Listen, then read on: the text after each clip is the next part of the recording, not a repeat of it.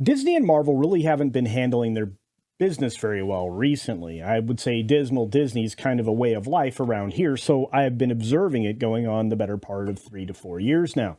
And when you look at what's happened with Marvel specifically, they always seem to come out and blame the fans for all of their shortcomings, and usually it's after a particularly bad fail. The most recent example of the terrible fail would have been the Marvels, which just didn't seem to perform at all. And it came as a big I told you so moment for many of us here in the fellowship, people like myself that talk about these types of things regularly. Well, we're back at it again because, well, the former Avengers directors say that Marvel's recent problems aren't because of superhero fatigue, but because of the audience. Again, blaming your audience or trying to divide them or even calling out the divide is probably not the right strategy forward. And it's kind of surprising for the Russo brothers to be the ones to do this. But I'll let you read this all in their own words, or at least I'll cover it for you. But real quickly, before we get to that, I want to talk about Beach Punk, the website that actually keeps me going. It's a great merchandise site that actually generates revenue to keep all of the efforts that we have here moving forward.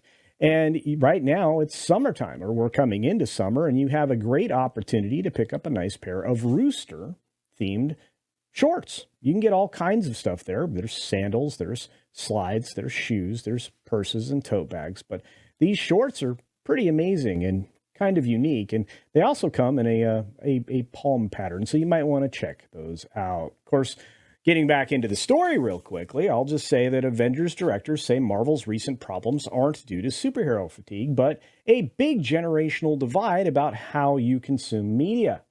Well, did two generations die all at once? Did you snap them away, Russo brothers? What happened here? Well, let's take a look at this. So filmmakers Joe and Anthony Russo were responsible for some of Marvel's biggest box office hits. Well, I would think it would be the material, the writing, and some of the things that, pushed all of this forward. But okay, Captain America Civil War was kind of the beginning of the end, and Avengers Endgame seriously was all of it.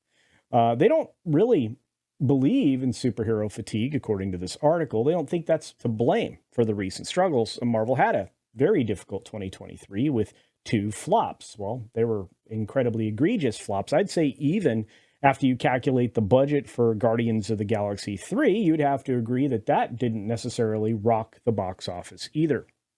But they say it's Hollywood-wide issue. It's a Hollywood-wide issue that all these movies are failing. It's not just a Marvel one. I don't know how you could say that. But I think it's a reflection of the current state of everything. It's difficult right now. It's an interesting time. I think we're in a transitional period, and people don't know quite yet how they're going to receive stories going forward, or what kinds of stories they're going to want. I think people still want the same stories they were being given. Again, all of this points the finger at you. It's your fault. You don't know what you want. No, we do know what you want. You just don't want to make it. You don't want to provide it the same way. You want to divide it up and further limit your financial options, which is all streaming has done by being added into the mix, because streaming is just a format change. It's not anything revolutionary. It's just a different way to distribute media. The problem is it takes all the profitability of all the previous ways to distribute media and throws those in the dumper. And what do you have left? Pretty much one way that people will consume media outside of people who are traditional, and going to the theater. You have to create the moments to go to the theater and reinstill that particular habit. That habit got destroyed, and it was reinforced by a follow-up set of strikes, which was dumb. So if you're going to blame anybody, Russo brothers, blame your industry. Blame the last several years of the mockery of the audience and blaming the audience. You're blame shifting to the thing that has absolutely nothing to do with the other thing. Anyway, so there's a big generational divide about how you consume media. No, there isn't. If you don't make streaming an option for quite some period of time, people will consume the media in theaters, and then again on digital as far as on-demand program stuff goes, and then maybe again on physical media where you can have even more sales and generate more money before you make it to, guess what, streaming or cable linear television distribution, where it has another shot at the apple. But you're doing it wrong. And anybody with any business sense that was looking at the previous model and how it worked would tell you, stop blaming the audience. Anyway, there's a generation that's used to appointment viewing and going to a theater on a certain date to see something, but it's aging out. You're talking about 2 generations of people, the people who have money in their pocket to pay for these kinds of things, and you're saying they're aging out? I'm in my 50s. I go to the theater almost every week. I consume product as I have been for my whole life, but I only consume good product, which means that there are some weekends or sometimes even entire months where I have no compelling reason to go to the theater because I don't have any compelling product to take a look at or review, to be fair. Anyway, meanwhile, a new generation are I want it now. I want to process it now. Then moving on to the next thing, which they processed whilst doing 2 other things at the same time. Yeah, which means that you're superfluous. See, this is, sometimes people don't think about what they say. The Russos here certainly didn't think about this. But, Joe's a pretty good, movie guy, but not so much the business guy. I don't know. Anyway, it's a very different moment in time than it's ever been. And so I think everyone, including Marvel, is experiencing the same thing, this transition. Well, the transition is to try to normalize the idea that you won't ever own anything, that this is going to be a subscription consumption model for the rest of your life, making you basically a perfect wage slave or a drone that's just going to move from thing to thing to thing and consume and enrich the people who can afford to do the ownership part of things. That's basically what streaming is, and they really moved away from all these models that would allow you to put these things in your grubby little fingers, because it's all about control, and every single level, consumerism-wise or whatnot. So, I'll keep going. And I think that really is probably what's at play more than anything else. Perhaps. But I think he's 100% wrong. It's not your fault that you don't want to go see movies. It's the people making the movies. It's the stories that they're telling. It's the fact that they attack you. It's all the things I mentioned before. So Joe Russo noted that the new generation of moviegoers communicates largely through memes and headlines with nobody reading past 2 sentences. So everything's 100 characters or less, or 10-second videos on social media that you swipe through. Sure, you have people that are that addle-brained or incapable of consuming large swaths of information and digesting it like human beings have been doing for thousands of years. No, they want it in the dumbest possible way, or that's the way it's being presented to them. And yeah, sure, there are a lot of people that are just headline readers, and that's fine. The problem is that they don't get any farther than that level of information. So if you write an incorrect headline, or you write something that's misleading, if you don't read past those 2 sentences, you don't actually understand what's being said. Is that the kind of people you want to reinforce? Well, TikTok does that. You want to be as dumb as TikTok? Joe Russo? Probably. Anyway, I think that the 2-hour format, the structure that goes into making a movie is over a century old now, and everything always transitions. Yes, but you don't transition away from something that works.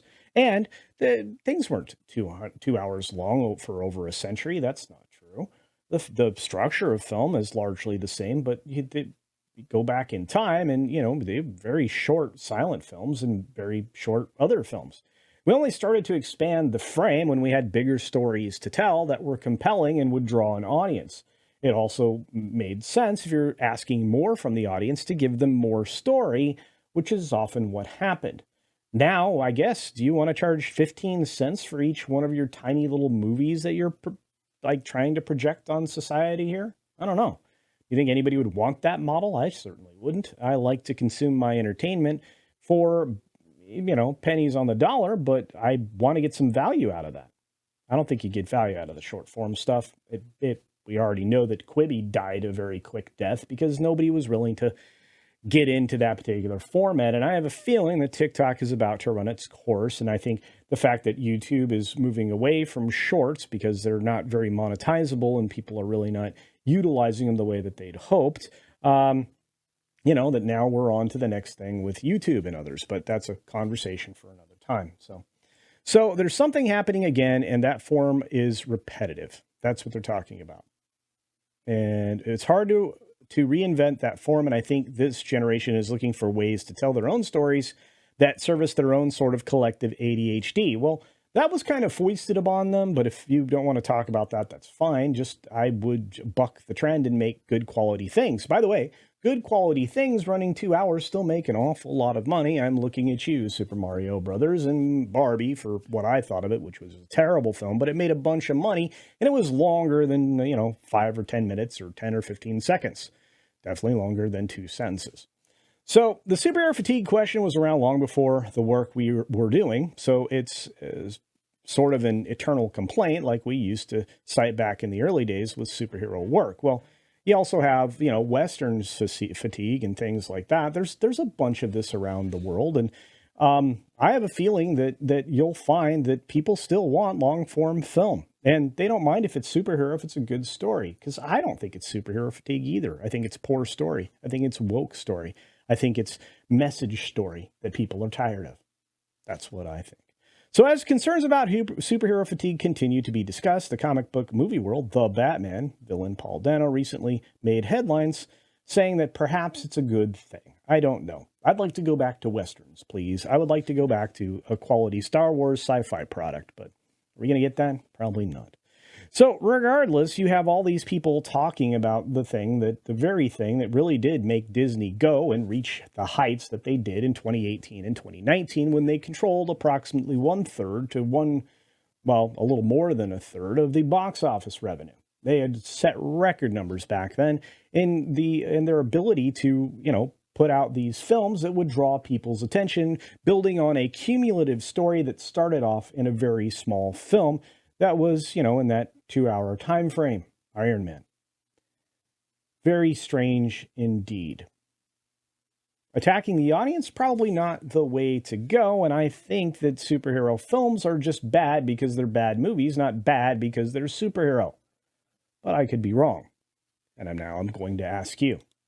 Do you think that it's wise to attack your audience and telling them that they're not consuming media right, or that there's some kind of generational divide that all of a sudden happened inside of a 3-year time span to draw the audience far away from the terribly inferior product that you were putting out there into public?